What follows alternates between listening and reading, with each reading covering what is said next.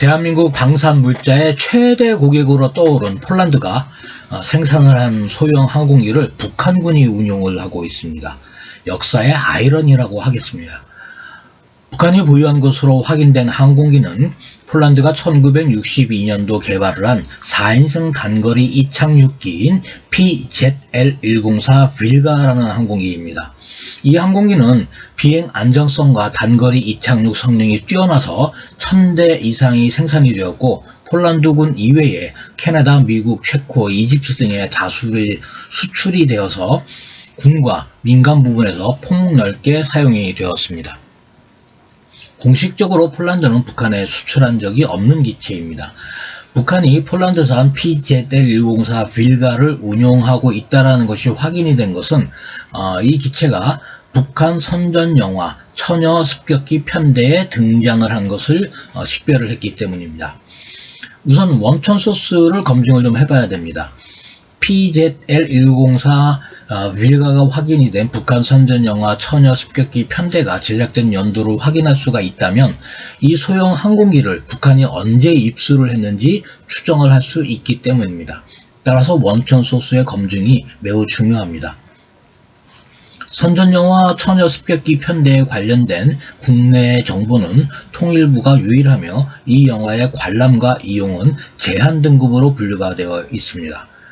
통일부 북한자료센터에 따르면 이 선전물은 조선인민군 425 예술영화 촬영소가 1998년도 컴퓨터 디스크 DVD 1매로 공개한 것입니다. 러닝타임은 80분이고 칼라 필름으로 설명이 되어 있습니다. 역시 통일부가 소장을 하고 있는 북한 관련 자료를 검색을 하는 통일교육자료센터의 원문 정보 검색에는 2018년 북한 조선영화 수출입사가 발행을 한 304페이지짜리의 단행본 책자인 조선의 영화 예술 131페이지에서 103번째로 처녀습격기 편대가 기재가 되어 있는 것이 확인이 됩니다. 국내 언론 매체에서는 2015년 6월 27일 KBS가 남북의 창이라는 프로그램에서 이 선전 영화의 일부를 사용한 적이 있습니다. 유튜브에는 북한의 대남 선전 선동 매체인 코리아월드가 2020년 11월 29일, 삼지연이 2020년 11월 30일, 우리민족끼리가 2022년 8월 26일자로 영상을 게시한 것이 있습니다. 모든 관련 자료에는 이 선전 영화의 제작 연도가 밝혀져 있지 않습니다. 다만 통일부가 이 영화 DVD를 1998년도에 획득을 했다고 공개하고 북한의 대남 선전 매체들이 2020년 이후에 공개를 하고 있으므로 영화는 그 이전에 제작된 것은 분명합니다. 물론 아날로그 카메라로 촬영된 선전 영화를 1998년도에 디지털화하면서 DVD로 제작을 했을 가능성도 배제할 수는 없습니다.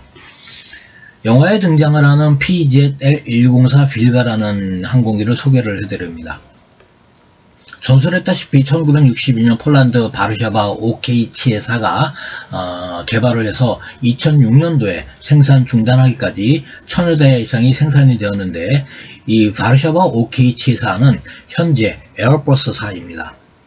수많은 파생형이 있으나 가장 많이 생산된 모델은 1968년도부터 글라이더 견인과 낙하산 훈련용으로 개발을 한 빌가 35입니다. 이 중 빌가 35P는 폴란드군이 연락기로 사용을 했습니다. 1979년도 미국 수출을 위해 미 연방항공국 기준에 맞추어서 빌가 80이라는 기체를 개발을 했고, 이 두 모델은 총 935대가 생산이 되었습니다. 1999년도 빌가 2000을 개발을 했으나 빛을 보지 못한 채로 중단이 되었습니다. 조종사 1명에 3명이 추가로 탑승이 가능한 4인승이며 길이 8.1m, 날개폭 11.12m, 폭 높이 2.96m입니다. 자체 중량은 900kg이고 최대 이륙 중량이 1300kg입니다. 260마력 엔진을 탑재를 하고 있으며 최고 속도는 시속 279km, 순항 속도는 시속 228km입니다. 실속이 시속 66km이므로 이 속도 이상이면 추락하지는 않습니다. B-70 항공유를 사용하며 주익에 140kg의 연료를, 뒷좌석 하부의 연료통에 65kg의 연료를 채우게 되면 최대 670km를 비행을 할 수가 있고, 실용 상승 고도는 4040m입니다.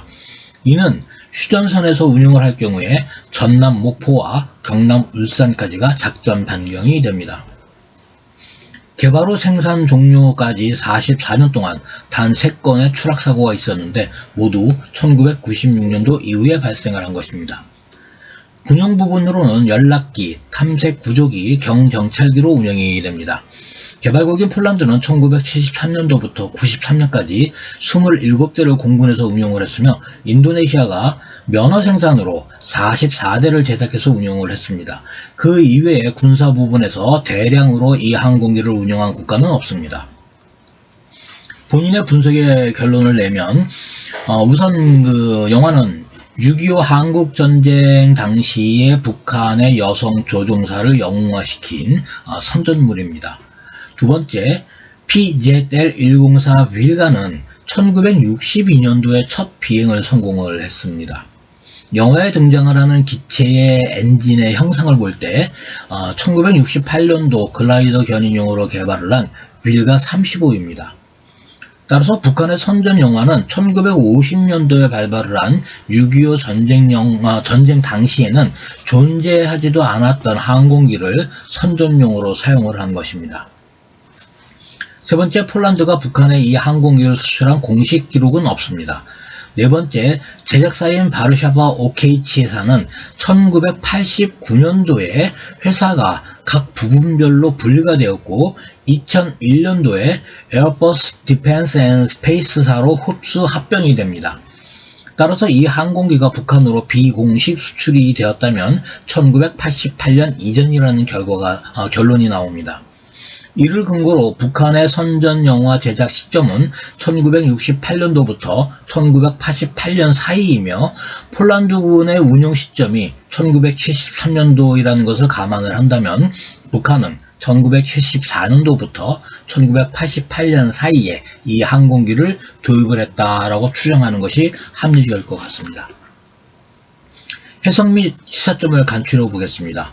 PZL-104 윌가의 본인이 관심을 갖는 이유는 이 항공기를 북한이 보유하고 있다는 것 자체가 잘 알려지지 않은 점도 있지만, 우선 침투용으로 활용이 되는 무동력기인 글라이더를 견인을 하기 위해서 개발된 항공기라는 점과 활주거리가 120m로 상당히 짧아서 일반적인 도로에서 이착륙이 가능하다는 점, 세 번째는 수상 이착륙도 가능하다는 것, 네 번째, 윌가 35R이라는 모델 같은 경우에는 300리터의 농약 살포가 가능하다고 밝히고 있으므로 농약 대신 화학무기 살포용으로도 대체가 가능하다는 점 등 때문입니다.